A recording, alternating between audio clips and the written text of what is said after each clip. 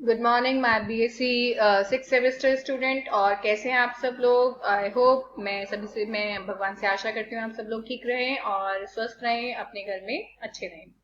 चलिए, इसके साथ ही हम लोग शुरू करते हैं आप लोगों की एंटरप्रेन्योरशिप की क्लास, और जिसमें almost your second unit is almost done.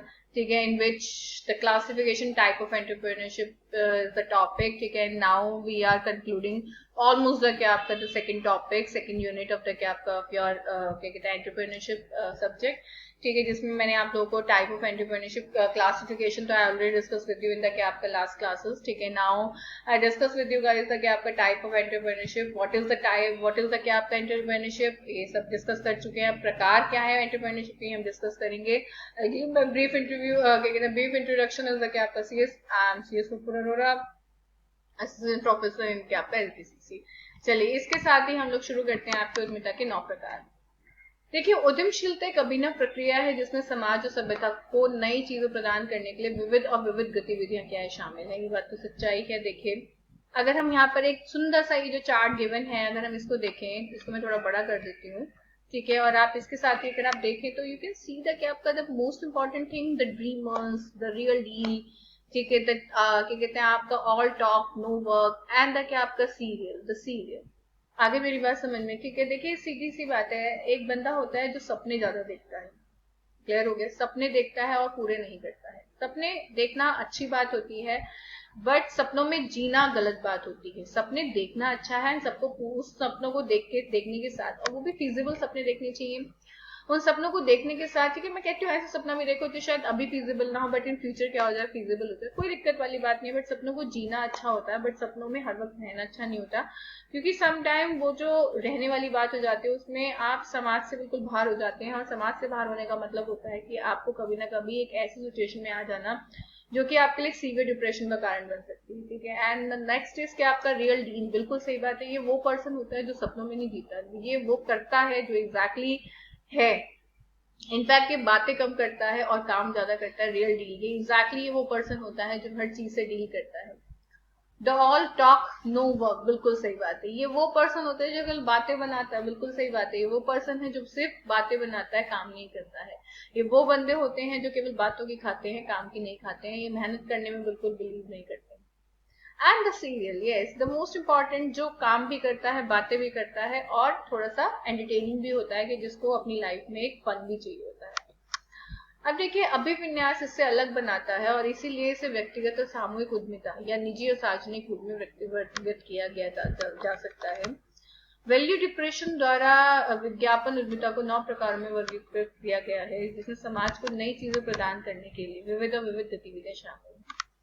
सबसे इंपॉर्टेंट है, उद्यमिता को 9 प्रकारों में वर्गीकृत किया गया है। प्रशासनिक उद्यमिता, अवसरवादी उद्यमिता उद्यमिता, अधिग्रहण उद्यमशीलता, इंक्यूबेटिव एंटरप्रेन्योरशिप, ऋणात्मक उद्यमिता, निजी उद्यमिता, सार्वजनिक उद्यमिता, व्यक्तिगत उद्यमिता, मास उद्यमिता। उद्यमिता को 9 प्रकारों में वर्गीकृत किया गया है।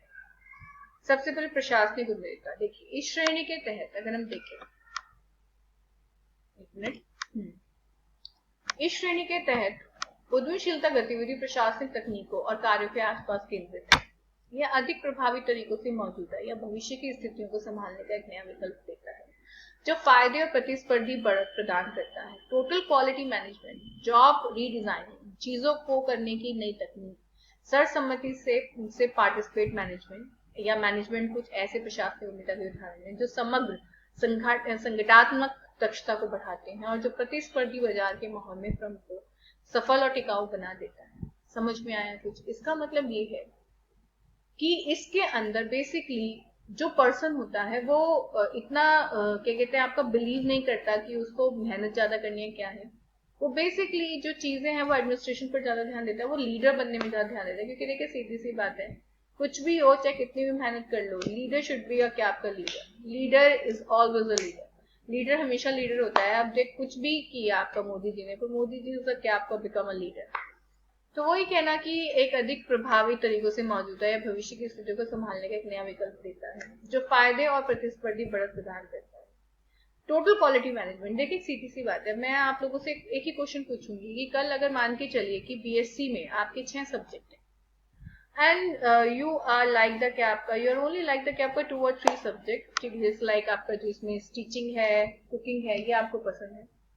बट कुछ सब्जेक्ट ऐसे भी है, जैसे अब एंटरप्रेन्योरशिप इसका एक एग्जाम्पल ले लो, वो सब्जेक्ट आपको पसंद नहीं, ठीक है, क्लियर।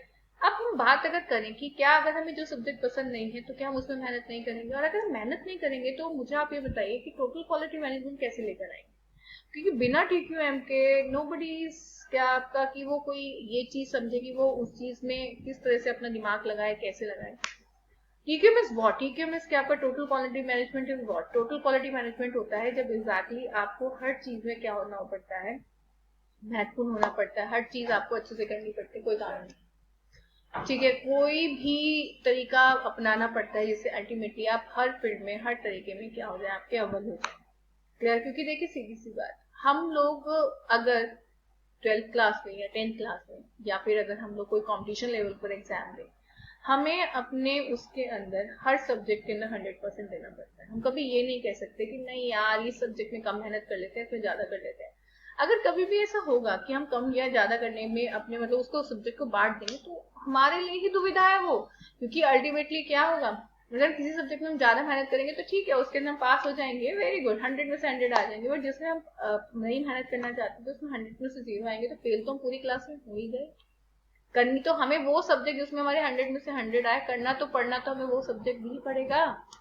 तो हमें बेसिकली हर फील्ड में अच्छा होना होता है, वही कहना। आज के पहले क्या होता था, अगर आप क्रिकेट की बात करें, क्योंकि माय मतलब पर्सनल ओपिनियन की क्रिकेट हर किसी को पसंद होता है, तो क्रिकेट के अंदर आप एक छोटी सी चीज देखिएगा, क्रिकेट के अंदर पहले क्या होता था कि कोई बंदा आता था तो वो पर्टिकुलर उसी फील्ड का होता था, लाइक कि अगर बॉलिंग कर रहा है तो वो बॉलिंग ही करता था, विकेट कीपिंग ही करता था, या फिर फील्डर ही करता था, या फिर क्या कहते हैं आपका जो बैटिंग करता है वो बैटिंग ही करता है।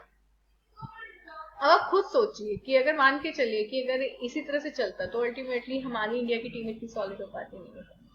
तो ऐसा क्यों हुआ कि हम लोगों ने कुछ और सोचा। तो अब आप इसी के अंदर ही आप देखें TQM, TQM is completely different. TQM के अंदर अल्टीमेटली क्या हुआ, टीक्यूएम के अंदर उसने उस चीज को इस तरह से किया कि अल्टीमेटली कि हर बंदा हर चीज में मास्टर होके आया, वो ऑलराउंडर है कि अगर उससे बॉलिंग करानी है तो बॉलिंग करा लो, विकेट कीपिंग करानी है विकेट कीपिंग करा लो, फील्डिंग करानी है फील्डिंग करा लो, ठीक है, और बैटिंग तो वो करता ही है, जैसे धोनी इसका एग्जाम्पल है, ये विराट कोहली इसका एग्जाम्पल है, बॉलिंग करने के बाद बॉलिंग भी करते हैं, बैटिंग भी करते हैं, और जब फील्डिंग करनी है तो फील्डिंग भी करते हैं, ठीक है। तो वही कहना कि हमें अपनी हर तरफ ध्यान देना पड़ता है। जैसे अगर एक आपको अगर अपनी पर्सनालिटी को एनहांस करना है, क्लियर हो गया, तो आप पर्सनालिटी आपकी तब एनहांस होगी जब आप पूरी तरह से अपने आप को क्या करेंगे, चेंज करेंगे। क्योंकि देखिए सीधी सी बात, पर्सनालिटी में केवल शक्ल सूरत नहीं आती, पर्सनालिटी में each and everything count in the क्या आपका अंडर योर पर्सनालिटी। आगे मेरी बात समझ में। एंड जॉब रीडिजाइनिंग इज क्या आपका डिफरेंट। देखिए हमेशा अगर एक ही चीज करेंगे तो वो आपके लिए क्या हो जाएगा, फुद्दू हो जाएगा, लाइक कि क्या कहते हैं आपको हर वक्त वो एक ही काम करना है, तो आपकी लाइफ में कुछ चैलेंजिंग रहेगा। तो चैलेंजिंग वो तब बनेगा जब अल्टीमेटली आप अपनी जॉब की डिजाइनिंग करेंगे, आप कुछ ऐसा करेंगे जो आपके लिए चैलेंजिंग हो, जिसमें आपको कुछ सीखने के लिए मिले। वही क्या ना, चीजों को करने की नई तकनीक। एक बात मुझे बताइए कि आज के टाइम में केवल वही बंदा सर्वाइव कर जाता है जो अल्टीमेटली हर चीज को क्या करता है आपका, मतलब हर चीज को अडॉप्ट करने की कोशिश करता है। अगर हम बात करें जैसे कि अवसरवादी उद्यमशीलता, एक कहावत है, मारो जबकि लोहा गर्म है, बिल्कुल सही बात है, ये बात तो फैक्ट है, इसलिए मैं आप लोगों को वैसे समझा भी चुकी हूँ। हाँ, ये क्लास में ऑलरेडी हो चुका है, जूम मीटिंग में ऑलरेडी हो चुका है, जिसमें अल्टीमेटली ऑब्वियसली एक एक सबसे पुरानी कहावत है, बड़े बूढ़ों ने कहा है कि जब लोहा गर्म हो तभी उसके ऊपर वार करना चाहिए, तभी वो टूट सकता है, क्योंकि अगर वो ठंडा होगा तो नहीं टूट पाएगा।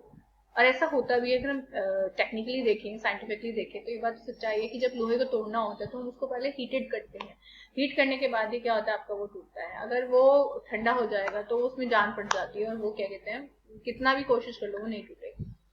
तो ये लिखा ना, यह उद्यमिता की श्रेणी की विशेषता का सबसे अच्छा प्रदर्शन है। पर्यावरण परिवर्तन हमेशा नए अवसर प्रदान करते हैं, पर उनको जानना, उनको पहचानना और उनको उपयोग में लाना, वो करना तुम्हारी जिम्मेदारी है। क्योंकि अवसर कभी आके खुद ही ये नहीं कहता कि ले मैं तेरे लिए खड़ा हूँ और ले तू ले ले मुझे, ठीक है।